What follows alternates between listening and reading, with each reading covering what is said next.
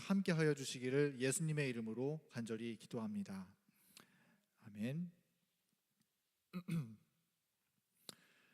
네, 말씀을 연구하기 위하여 이곳에 오신 모든 분들 진심으로 환영합니다. 그리고 인터넷을 통해서 함께 이 제자훈련에 참여하시는 모든 분들 하나님의 이름으로 환영하고 축복합니다.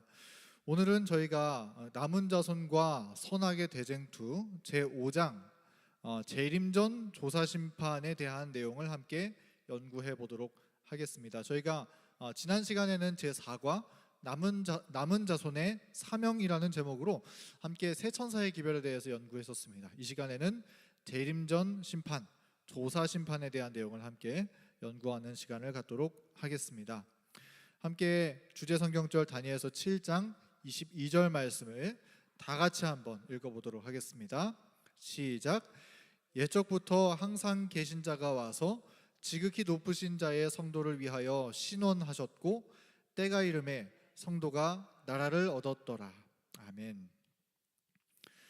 여러분은 혹시 무엇인가를 떨리는 마음으로 결과가 나오기만을 기다렸던 적이 있으신가요? 떨리는 마음으로 어떤 결과가 나오기를 기다렸던 경험 혹시 있으신가요? 어떤 분들은 합격 통지서가 빨리 나오기를 기다렸던 경험을 가지신 분도 계실 것이고, 또 어떤 분들은 건강 검사를 했을 때 그 결과가 좋게 나오기를 정말 간절한 마음으로 기도했었던 경험이 있을 것입니다. 또 오늘 우리가 특별히 살펴보는 주제가 심판에 대한 주제인데, 어떤 억울한 일을 겪어서 법정에서 소송을 했었던 사람은 자기의 억울함이 이 심판을 통해서 빨리 밝혀지기를 바라는 마음으로 그 심판의 결과를 기다리는 경험을 했을 수도 있을 것입니다. 그런데 우리 대쟁투 말씀을 읽어보면 이런 말씀이 있어요. 한번 읽어봤으면 좋겠습니다. 세상 법정의 공판에 대하여 사람들이 나타내는 가장 깊은 흥미도 생명책에 기록된 이름들이 온 세상의 심판장 되신 하나님 앞에서 심사되는 하늘 법정에 기울이는 흥미에 비하면 다만 희미한 것에 불과하다. 이 말씀이 굉장히 감명 깊지 않습니까? 우리가 정말 많은 것들을 기다리고 특별히 심판을 당하는 그런 억울한 일을 당하는 그런 분들도 그 결과가 정말 빨리 나타나기를 간절하게 바라는 마음으로 기다릴진데, 이 세상에 있는 그 어떤 것보다도 가장 흥미있게 우리가 기다릴 만한 주제는 하늘 법정에서 이루어지고 있는 심판에 대한 결과라고 하는 거예요. 그리고 하나님께서도 그 결과가 빨리 나오기를 기다리고 계신다는 것입니다. 왜냐하면 이 심판으로 인해서 우리의 영원한 문제가 결정되고, 또 그 심판으로 인해서 이 모든 대쟁투의 역사가 끝마쳐지게 될 것이기 때문에 그런 것이죠. 지금 우리는 심판이 이루어지고 있는 시대에 살고 있습니다. 예수님께서 재림하시기 전에 이루어지는 재림전 심판, 조사 심판이 이루어지고 있는 시대에 우리는 지금 살고 있는 것입니다. 이 사실을 우리가 잘 인식하지 못해서 그렇지, 사실 온 하늘과 천사들과 온 우주 거민들은, 그리고 하나님은 지금 심판이 이루어지고 있는 이 시간을 정말 간절한 마음으로 주목하여 바라보고 있다는 사실입니다. 그리고 로마서의 말씀에 보면 모든 피조물들이 이 심판이 빨리 끝나고 예수님께서 재림하시기를 기다리고 있다고 이야기를 하고 있어요. 그러므로 지금은 이 심판의 시간 동안에 우리의 가장 깊은 관심을 하나님의 구원함에 두고, 또 이 시간 동안에 필요한 성령의 기름을 채우고 하나님께 굳게 서 있어야 하는 시간임을 우리 모두 꼭 기억하였으면 좋겠습니다. 오늘 우리가 살펴보는 이슈는 재림전 심판에 대한 내용인데요. 그런데 사실 어쩌면 이 주제는 재림교회가 가지고 있는 진리 중에서 가장 많은 오해를 받고 있는 진리라고 생각할 수도 있을 것 같습니다. 그래서 사람들이 이런 의문을 갖고는 합니다. 사랑의 하나님께서 어떻게 심판하십니까? 이미 십자가에서 구원하셨는데 왜 또 심판하십니까? 그것은 이중구원 아닙니까? 사람들은 이런 질문을 때때로 하게 되는데요. 그러나 이 조사심판이라는 것을 우리가 하나님의 관점에서, 또 하나님의 성품을 통해서 바라보면 이것은 너무나 당연한 것이고 하나님의 사랑에 의해서 이루어지는 사건이며, 또 온 우주가 너무나 고대하고 기다리고 있는 정말 복된 소식이라는 사건임을 우리는 발견할 수 있을 것입니다. 오늘 교재의 내용을 통해서 하나씩 그 내용들을 살펴보는 시간 갖도록 하겠습니다. 먼저 간단하게 배경을 짚고 시작해 보도록 하겠습니다. 제가 말씀을 드리면서 지금은 심판의 시대라고 말씀을 드리고 시작을 했는데요, 우리는 그 사실을 다니엘서 7장 8절의 말씀에서 근거를 찾을 수 있겠습니다.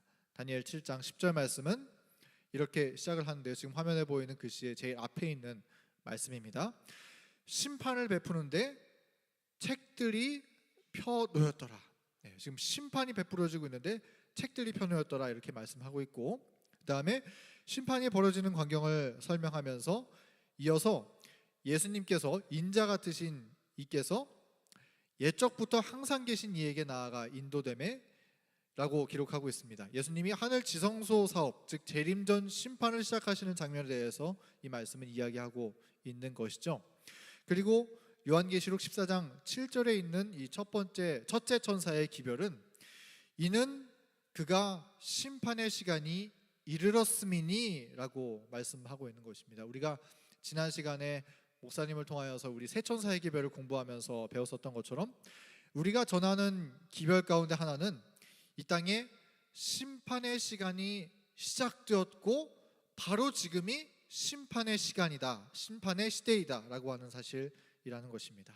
그래서 성경은 지금은 심판의 시대라는 것을 너무나 분명하게 우리에게 알려주고 있는 것입니다. 우리가 다니엘서 요한계시록 공부할 때부터 계속해서 살펴봤던 주제이기 때문에 이 심판의 시기에 대해서는 더 이상 설명을 드리지 않도록 하겠습니다. 그리고 심판에는 종류가 있습니다. 여기 보면은 세 가지 심판의 종류가 성경 가운데 기록이 되어 있는데요, 첫 번째는 재림전 심판입니다.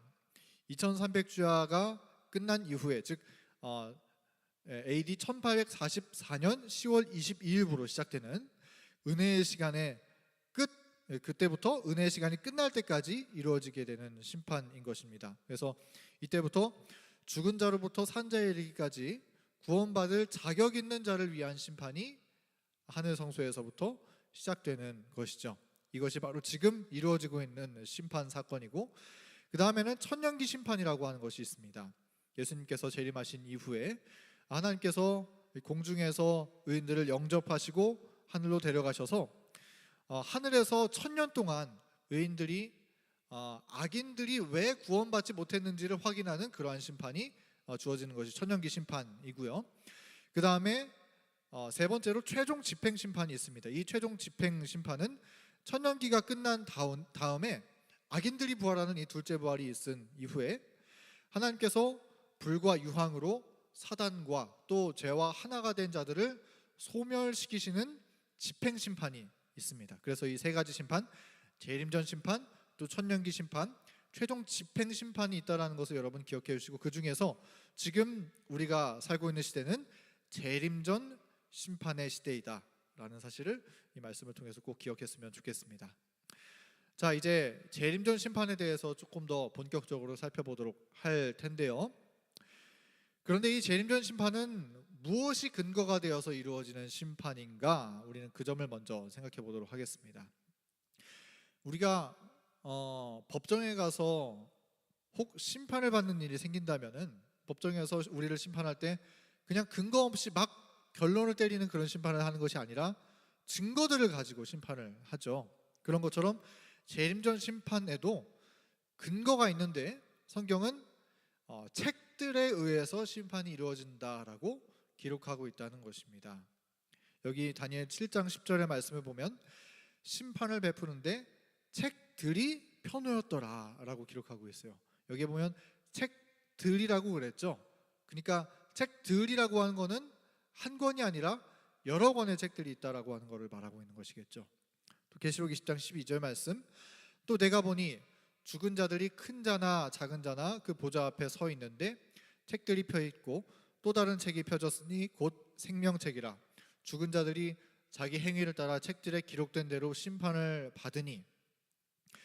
이 말씀을 보면 생명책이 있고 또 우리 행위가 기록된 책이 있다라고 이야기를 하고 있습니다. 그래서 이런 성경의 말씀들을 전체적으로 종합해 볼 때 하늘에는 세 가지의 책이 있음을 우리가 알 수 있는데요. 그 책들이 어떤 책들이죠? 첫 번째는 생명책이 있고요. 그 다음에 기념책이 있고요. 또 마지막으로는 어떤 책입니까? 네, 죄책.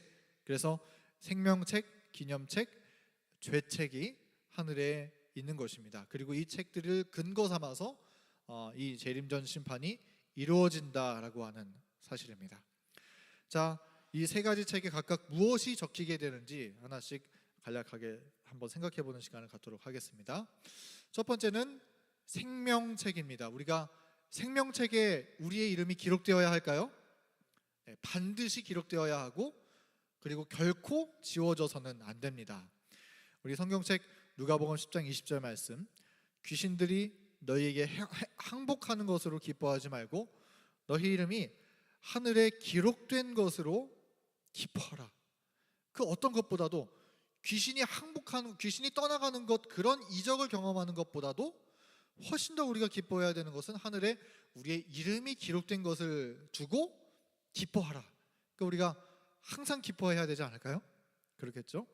다니엘서 12장 1절 말씀, 그때 내 백성 중에 책에 기록된 모든 자가 구원을 받을 것이라. 생명책에 이름이 기록된 사람들은 모든 자가 구원을 받게 될 것입니다. 무엇이든지 속된 것이나 가증한 일 또는 거짓말하는 자는 결코 그리로 들어가지 못하되 오직 어린 양의 생명책에 기록된 자들만 들어가리라. 네. 또 출애굽기 32장 33절 말씀은 또 중요한 진리를 가르쳐주고 있습니다. 여호와께서 모세에게 이르시되 누구든지 내게 범죄하면 내가 내 책에서 그를 지워버리리라. 네. 우리가 이 말씀을 통해서 살펴볼 수 있는 진리들은 이런 것들입니다. 생명책에는 어떤 사람들의 이름이 기록되어 있는가? 생명책에는 하나님을 섬긴 적이 있는 모든 사람의 이름이 기록되어 있다라고 성경은 기록하고 있습니다. 그러니까 이 땅에서 하나님과 올바른 관계를 맺고 살아갔었던, 우리의 죄를 버리고 예수 그리스도의 피의 공로를 의지하여 믿음으로 주님을 붙잡고 살아갔었던 모든 사람의 이름은 다 생명책에 이름이 일단은 기록이 됩니다. 그런데 그 생명책에 이름이 기록된 사람들 중에서 혹은 거기에서 이름이 지워지는 사람도 있을까요? 네, 이름이 지워지는 사람도 있다라고 하는 사실을 우리는 출애굽기 32장 33절 성경절을 통해서 알 수 있는 것입니다. 어떻게 할 때 이름이 지워지게 될까요? 우리가 회개하지 않고 우리의 지은 죄를 계속해서 고집하고 있다면, 하나님을 끝까지 따라가지 않고 거절하고 우상을 섬기고 그러한 삶을 산다면 그 사람은 생명책에서 이름이 지워지게 되고 구원을 잃어버리게 된다라고 성경은 말하고 있는 것입니다. 이것이 생명책에 대한 성경의 설명이고요. 그 다음에 두 번째는 기념책에 대한 내용입니다. 기념책은 어떤 것들이 기록되어 있을까요? 우리 말라기 3장 16절 말씀 읽어보겠습니다. 그때 여호와를 경외하는 자들이 피차에 바라매 여호와께서 그것을 분명히 들으시고 여호와를 경외하는 자와 그 이름을 존중히 여기는 자를 위하여 여호와 앞에 있는 기념책에 기록하셨느니라. 네, 기념책에 기록되는 것은 그 이름을 존중히 여기는 자를 위한 기록들이 기록된다라고 여기 말씀에는 기록하고 있죠. 느헤미야 13장 14절 말씀에 보겠습니다. 내 하나님이여, 이 일로 말미암아 나를 기억하옵소서. 내 하나님의 전과 그 모든 직무를 위하여 내가 행한 선한 일을 도말하지 마옵소서. 여기 기념책에 어떤 기록이 기록됩니까? 우리가 행한 선한 일들의 기록들이 여기에 기록되는 것이겠죠.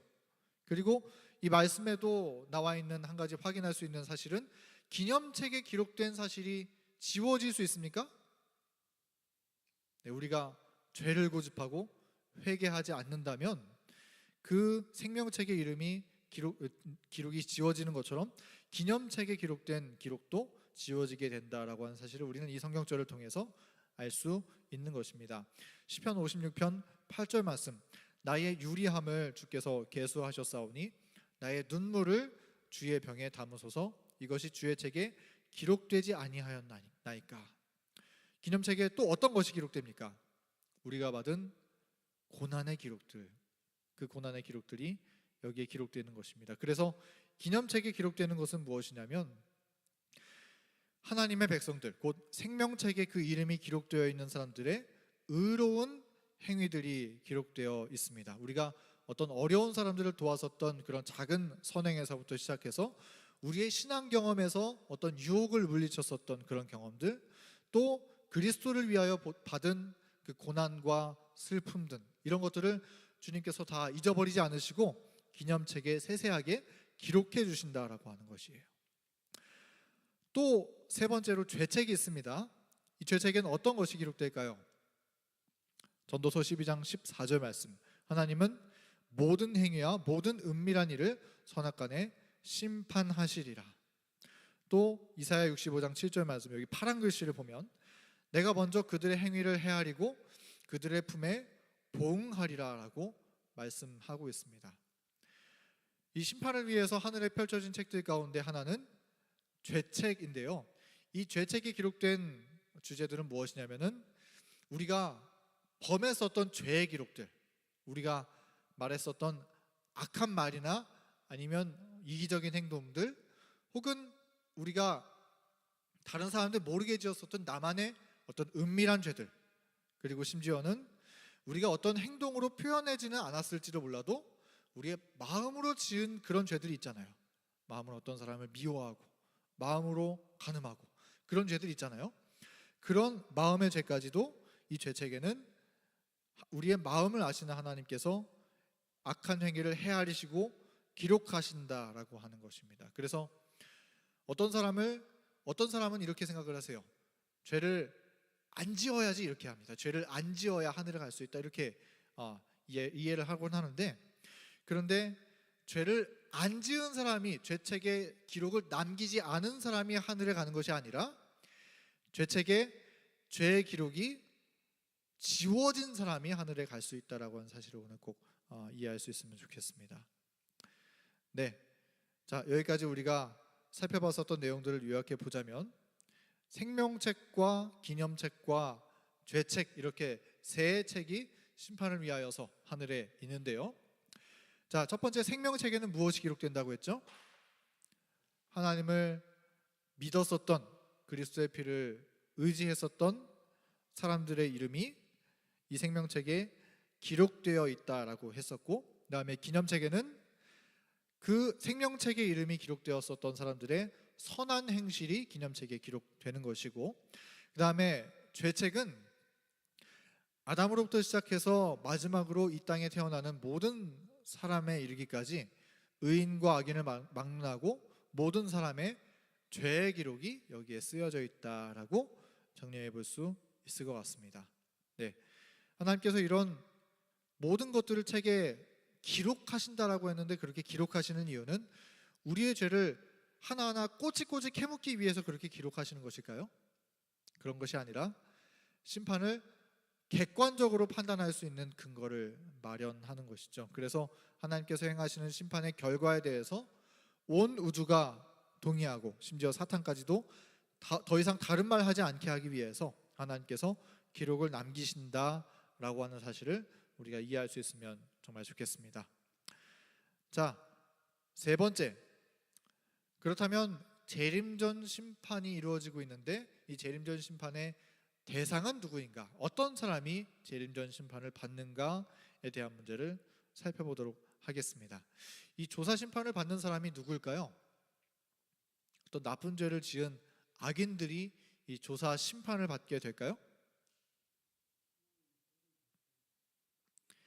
네, 집사님께서 올바른 대답을 해주셨습니다. 네, 이 사실은 우리가 조사 심판을 살펴볼 때 굉장히 중요한 개념 가운데 하나인데, 이 재림전 심판을 받는 대상은 하나님의 백성들이 그 심판을 받는다라고 하는 것입니다. 하나님의 백성들이. 그러므로 악인들은, 우리가 이 사실을 살펴볼 때 악인들은 조사 심판의 명단에 오르지도 않는다는 거예요. 다시 한번 이야기 드릴게요. 재림전 심판의 대상은 하나님의 백성들이 그 심판의 대상이 됩니다. 그러므로 악인들은 그 심판의 대상입니까? 아닙니까?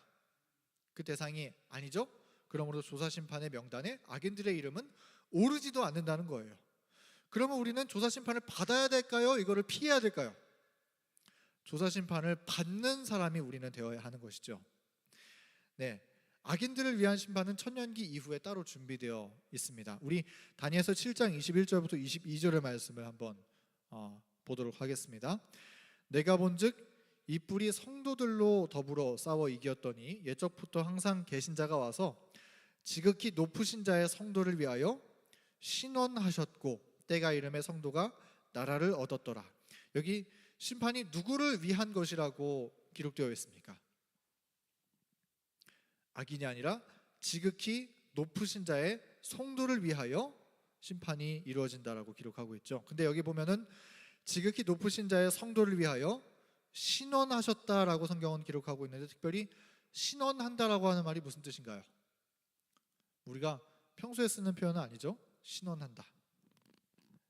우리가 이거를 성경의 원어로 우리가 찾아보면은 히브리어 딘이라고 하는 단어라고 하는데요, 심판 그리고 공정이라고 하는 의미로 쓰이는 단어인데, 또 어떤 뜻을 가지고 있냐면 원한을 풀어주다라고 하는 뜻을 가지고 있다라고 합니다. 그래서 하나님께서 이 재림전 심판을 통해서 하시는 일은 하나님의 백성들을 대상으로 그들의 원한을 풀어주는 것이 이 심판의 목적이라는 거예요. 어떤 악인은 우리의 죄를 찾아내서 벌하려고 하는 것이 목적이 아니라 우리를 신원하시는 것, 우리의 원한을 풀어주시는 것이 주님의 재림전 심판의 목적이라고 하는 것입니다.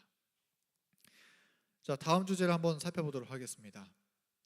우리는 그 사실을 이 성소에 나타난 표상을 통해서 이해할 수 있을 텐데요, 여기 대쟁투에 있는 말씀을 한번 읽어볼 수 있으면 좋겠습니다. 한번 읽어보겠습니다. 상징적 의식에는 죄를 회개하고 고백함으로 하나님 앞에 나온 사람들, 곧 그들의 죄가 속죄 제물의 피를 통하여 성소로 옮겨진 자들만이 대속죄일의 봉사에 참여할 수 있었다. 자, 이건 이제 구약 시대에 이스라엘 백성들이 행했었던 그 지상 성소로 돌아가서 함께 살펴보자라고 하는 그런 내용들인데요. 그러니까 쉽게 말해서 이스라엘 백성들의 그 지상 성소에서 이루어지고 있었던 일들을 살펴보면은 매일마다 이루어지는 매일의 제사가 있었고, 그 다음에 1년을 다 보내고 그 마지막 끝에 보내는 대속죄일의 제사가 있었는데요, 이 대속죄일의 마지막에 있는 이 대속죄일의 제사는 1년간 지은 죄를 이제 완전히 도말하고 성소를 정결하게 하는 사건이 이때 이루어지는 것을 우리가 성경을 통해서 볼 수가 있습니다. 그래서 죄인들 중에서 어떤 사람이 이 대속죄일의 제사에 참여하는가 하면은, 죄를 지은 사람들 가운데 한 번은 나의 죄를 고백하고 이 속죄의 제사를 하나님 앞에 드렸던 사람, 그래서 피가 성소 휘장에 뿌려졌었던 사람들만이 이 대속죄일 예식에 참여할 수 있다라고 하는 것입니다. 그런데 이 이스라엘 사람들 가운데 죄를 범하고도 회개하지 않고 성소의 피가 옮겨지지 않았던 사람은 어떻게 됐을까요? 이 제사를, 속죄의 제사를 드리지 않은 사람은 어떻게 됐을까요? 그런 사람들은 이스라엘 백성들 중에서 끊어지게 되고 대속죄일 제사에도 참여할 수 없다라고 하는 거예요. 그래서 이 사실을 통해서 우리가 알 수 있는 사실은 성소에 피가 뿌려진 사람들, 즉 회개하고 그리스도의 피를 의지하여 죄를 고백하고 그리스도의 의를 입은 생명을 얻은 사람들만이 이 조사 심판을 받게 되는 대상이다라고 하는 사실을 우리가 이 말씀을 통해서 확인할 수 있는 것입니다.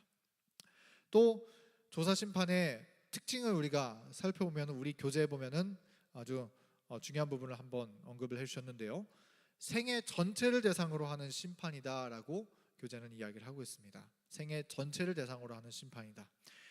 이게 무슨 말이냐면, 생애 전체를 대상으로 심판하신다. 예를 들어서 아브라함이 믿음으로 산 믿음의 조상이잖아요. 근데 그런 아브라함이 이 애굽에 갔을 때 아내를 누이라고 속임으로써 넘어지는 그런 실수와 죄를 범했었던 적이 있지 않습니까? 또 이스마엘을 낳는 그런 죄를 범했었던 경험이 있었습니다. 그런데 만약 아브라함이 그런 죄를 범했을 때 그때 목숨을 잃었다면 그는 구원을 받지 못할까요? 그런 질문이에요. 모세가 평생을 하나님의 종으로 신실하게 살았는데 한 번은 화가 나서 반석을 2번 치는 죄를 모세도 범했었잖아요. 그런데 만약에 그렇게 2번 치는 죄를 범하고 그때 만약 죽었다면 그는 구원받지 못하는가? 사람들은 자꾸 그런 질문을 던지는 거예요. 여러분 어떻게 대답하시겠습니까? 이런 질문에. 물론 죄를 범한 후에 다시 회개하고 하나님과 화목하게 되는 경험을 해야 합니다. 다시 이 성소에 가서 피를 흘리는 제사를 드려야 마땅하지만, 그러나 정말 중요한 것은, 심판에 있어서 중요한 것은 한 번 넘어진 것이 중요한 것이 아니라 하나님께서 심판하시는 것은 우리의 인생 전체를 보시고 우리의 마음의 동기와 마음 전체를 아시는 하나님께서 우리의 인생 전체를 보시고 심판하신다라고 하는 사실이에요. 네. 사람들은 구원과 멸망 이런 결과적인 부분만 생각하지만 우리의 마음을 다 이해하시는 하나님께서는 그것만 보시는 것이 아니라 우리 생애 전체를 두고 판단하시고 심판하신다는 것입니다. 그러므로 하나님의 판단이 얼마나 공의롭고 자비로운 것입니까? 그러므로 한 번 넘어진 것이 중요한 것이 아닙니다. 하나님께서 전체 인생을 보시고 판단하신다는 사실을 우리가 기억하고 신실하게 주님의 음성을 날마다 따라가는 믿음을 가지고 우리는 살아야 할 것입니다. 네 번째 살펴보겠습니다. 그렇다면 재림전 심판은 왜 있어야 하는가? 재림전 심판의 목적이 무엇인가 하는 내용인데요. 먼저 심판을 오해하시는 분들 가운데 많은 사람들이 이 조사 심판에 대해서 이야기하면 이런 문제를 제기하곤 합니다. 신자들은 그들의 죄를 이미 다 용서받았는데 왜 심판을 받아야만 합니까? 라고 질문하는 것이죠. 또 구원을 받는 데는 죄를 용서받는 것만으로 충분하지 않습니까? 이렇게 얘기하는 것입니다. 그래서 이런 오해들을 가지고 질문하는데요. 만약 용서를 받았는데 또다시 하나님께서 심판하신다면 그건 이중구원 아닙니까? 이런 표현, 이중구원이라는 표현을 써서 꼭 이 심판에 대한 오해 이야기들을 하는 그런 이야기들을 종종 우리가 듣게 되는 것 같습니다. 여러분, 이런 질문을 어떻게 답변해 주어야 올바른 대답이 될까요? 우리가 이 지상 성소를 통해서 이해하는 건 뭐냐면은 성소에서 어떤 죄인이 죄를 범해서 하나님 앞에 양을 끌고 나갔습니다. 그리고 양을 잡고 피를 흘리고 그 피가 성소에 뿌려졌습니다. 그렇게 휘장에 피가 뿌려졌는데 그렇게 피가 뿌려지면은 모든 속죄, 모든 이스라엘 제사가 다 끝난 것이다라고 이야기를 할 수 있습니까? 성소에 피가 뿌려졌다고 다 끝난 것이 아니죠. 왜냐하면 성소에 피가 뿌려지고 이 죄인의 삶은 용서받은 삶으로 앞으로 살아갈지는 모를지언정 우리의 죄는 여전히 성소 휘장에 남아있다는 거예요. 남아있어요. 이게 1년의 끝에 있는 대속죄일까지 계속 남아있는 것입니다. 그러다가 이 대속죄일 제사가 이루어질 때 그 휘장을 교체함으로써 그 죄가 도말되고 성소가 정결하게 됨으로써 모든 이 1년의 제사가 끝나게 된다라고 하는 사실을 우리는 이해해야 된다는 것입니다. 다시 말해서 우리가 이미 죄를 용서받았다고 해서 그 용서로 말미암아서 모든 제사가 다 끝난 것이 아니다라는 거예요. 우리가 조사심판의 필요성에 대해서 이야기할 때 한 가지 잊지 말아야 되는 것은 무엇이냐면 죄의 용서와 죄의 도말은 같은 개념이 아니라는 사실을 이해해야 합니다. 하나님께서는 죄인의 죄를 용서하시고 의롭다 하십니다. 그러나 그 사실은 구속사업의 시작 단계이지 완성 단계는 아니라는 것이에요.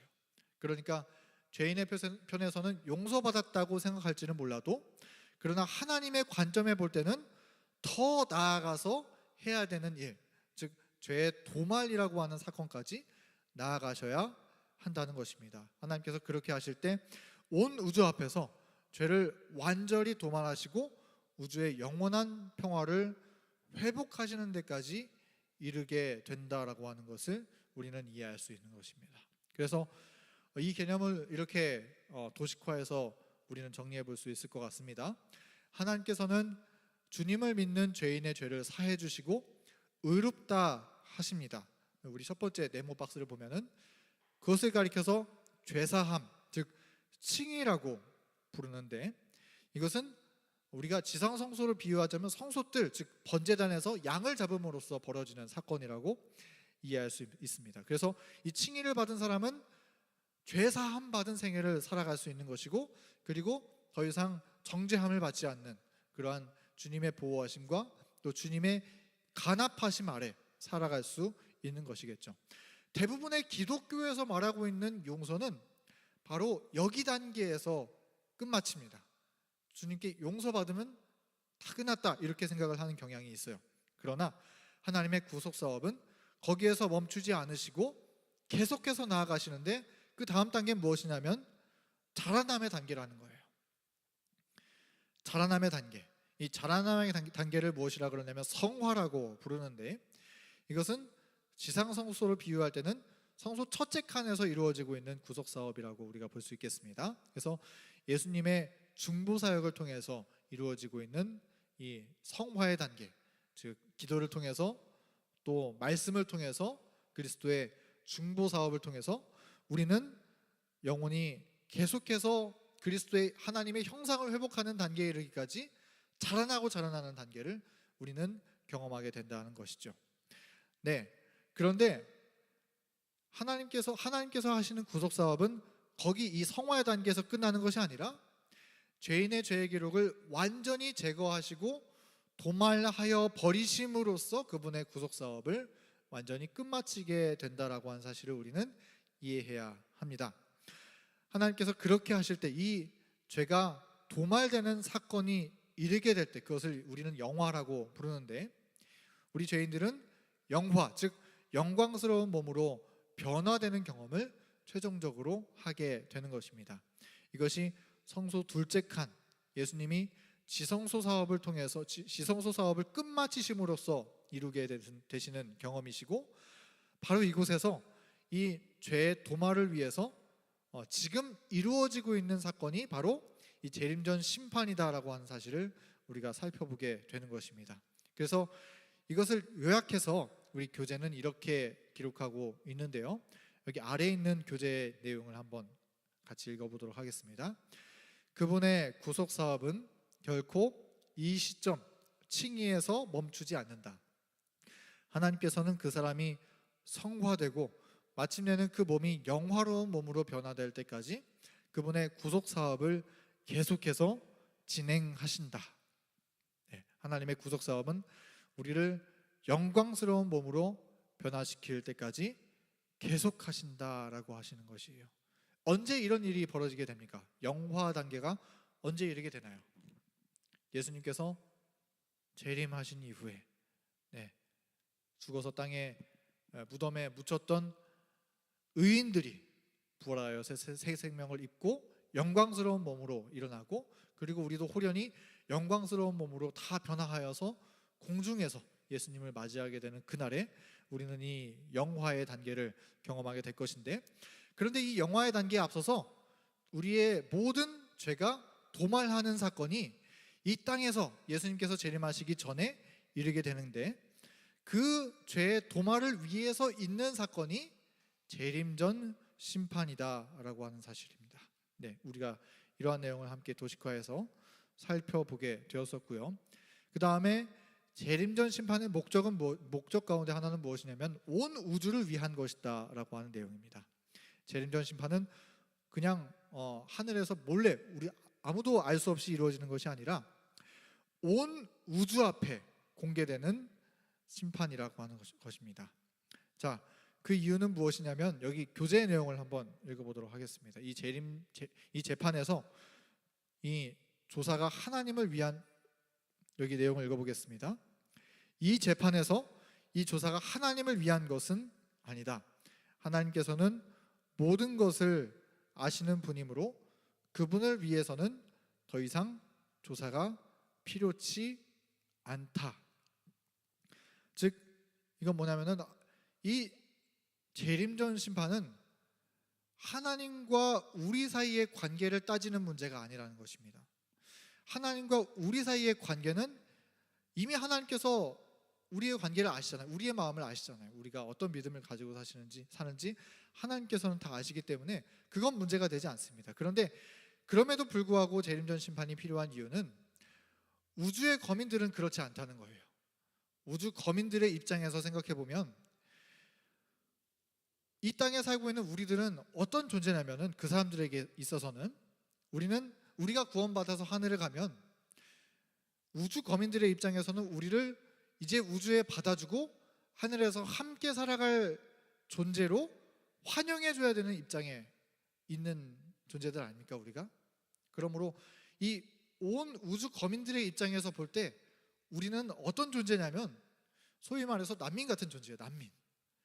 우주에 이사해서 살 사람들인데, 그런데 이사해서 살기 전에 난민들이 자격 심사를 받는 것입니다. 이게 정말 우주에 와서 살 때 정말 적합한 존재들인지 그런 자격을 심사하는 일들이 필요하다라는 거예요.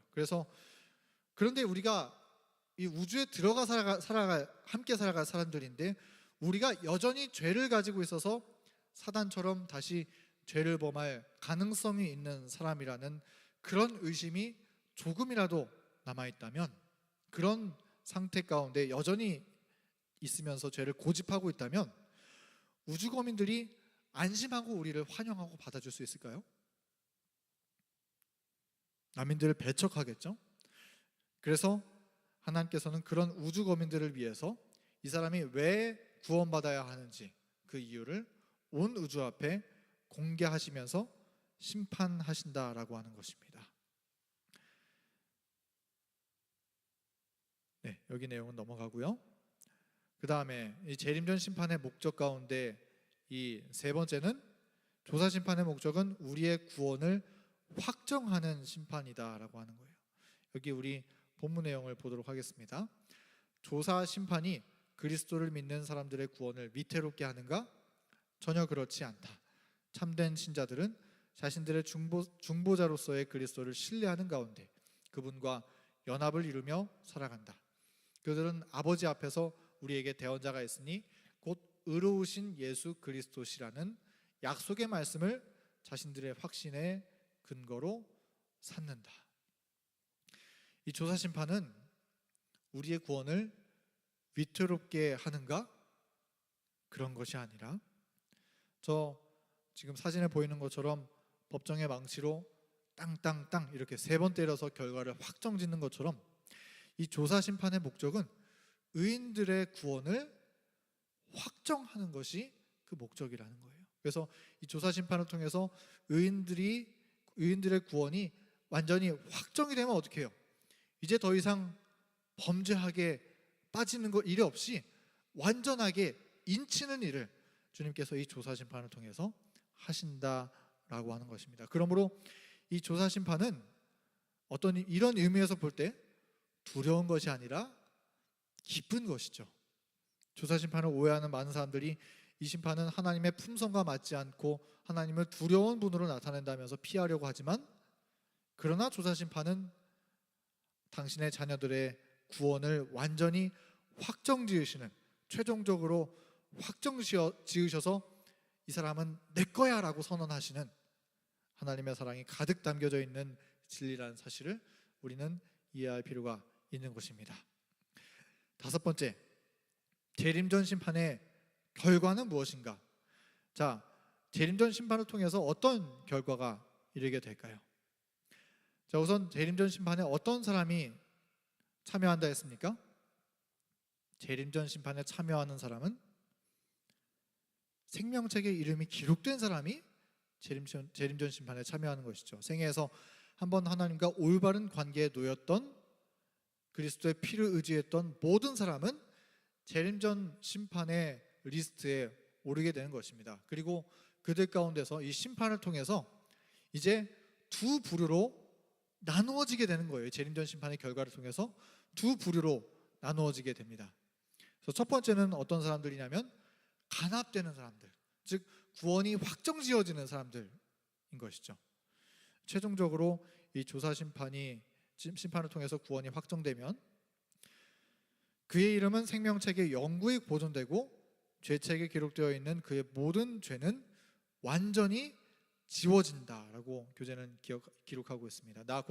나는 나를 위하여 내 허물을 도말하는 자니 내 죄를 기억하지 아니하리라 하는 말씀처럼 이 구원이 확정지어진 사람은 이 죄의 기록들이 다 지워지게 된다는 것입니다. 여러분, 우리 살아가면서 죄의 기록들이 여러분 적은가요, 많은가요?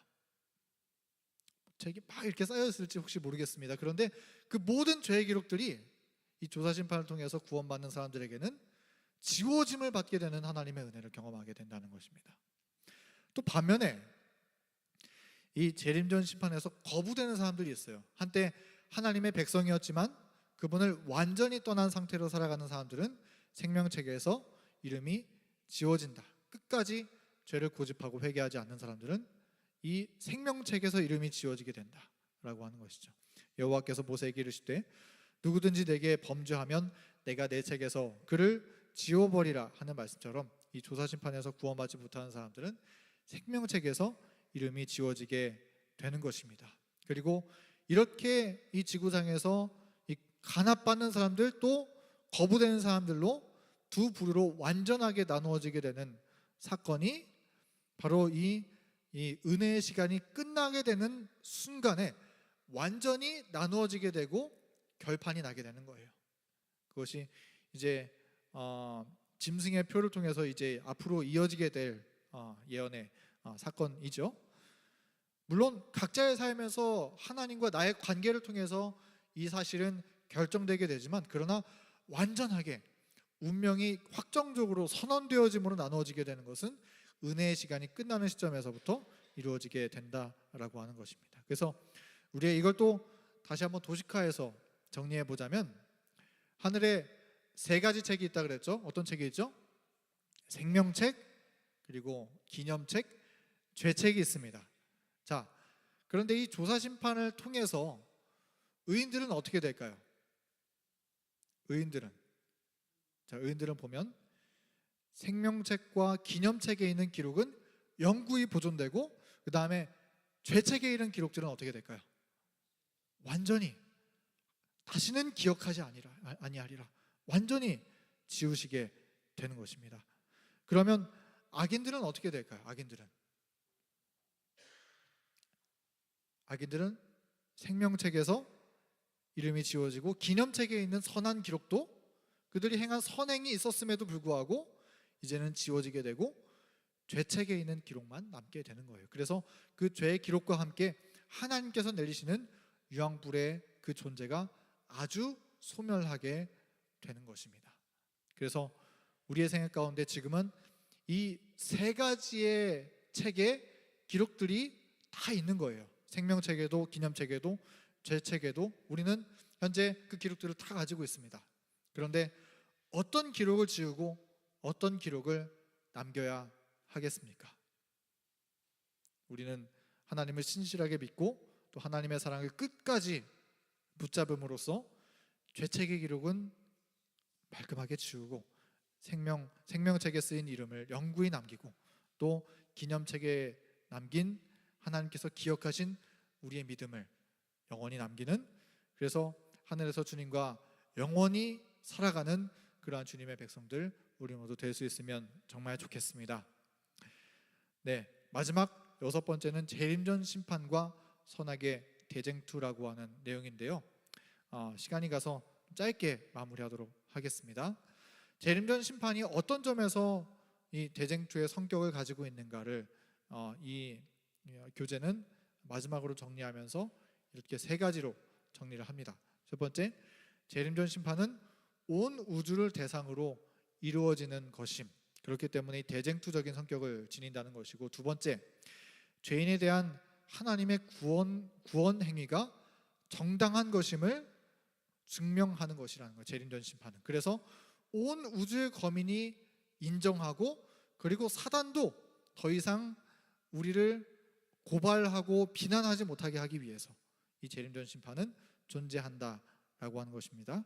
그리고 마지막 세 번째, 이건 중요한데요. 재림전 심판은 하나님이 행하시는 심판의 궁극적 목적이 죄를 제거하는 것임을 보여준다는 것입니다. 이건 무슨 말이냐면, 이 재림전 심판을 통해서 하늘에서 시작되었었던 대쟁투가 아주 막을 내리게 된다라고 하는 것입니다. 재림전 심판은 그러므로 대쟁투를 끝마치고 구속의 경륜을 끝마치기 위한 과정의 시작점이 된다라고 하는 것입니다.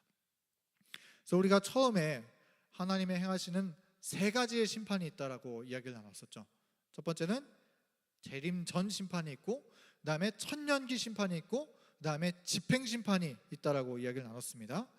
재림 전 심판을 통해서 성도들의 죄가 제거되고 도말되는 일이 있게 될 것이고, 그 다음 천년기 심판을 통해서 천년기 후에 악인들과 함께 그들의 천년기 심판을 통해서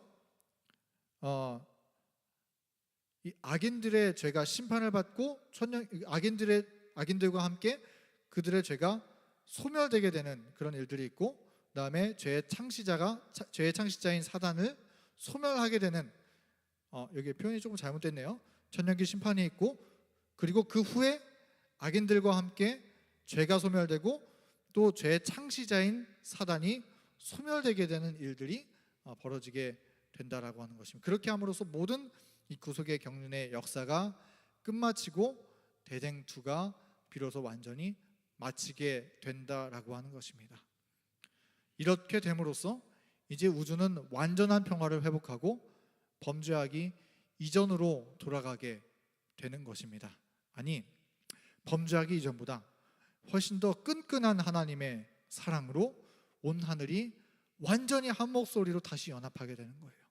왜냐하면 이 모든 대쟁투의 과정을 다 거치면서 하나님의 완전하신 사랑이 온 우주 앞에 온전히 드러났기 때문에, 완전하신 그 하나님의 사랑 안에서 온 하늘이 연합하고 기쁨으로 한 목소리로 주님을 찬양하면서 영원히 살아가게 되는 것입니다. 그리고 우리도 이 땅에서 예수님을 의지하면서 신실하게 살아간다면, 그래서 끝까지 하나님의 편에 서 있다면 우리도 재림전 심판을 통과하고 그 자리에 함께 하게 되는 것입니다. 대쟁투는 막을 내리고 온 우주의 영원한 평화가 시작되는 그 자리에 우리는 하나가 되어야 하는 것입니다. 마지막 말씀을 읽고 마치도록 하겠습니다. 대쟁투 678페이지, 우리가 전에도 읽었던 말씀인데 이 교재는 이 말씀을 통해서 모든 이 5과의 내용을 마치고 있습니다. 다 함께 읽어보도록 하겠습니다. 대쟁투는 끝났다. 죄와 죄인들은 없어졌다. 온 우주는 깨끗해졌다.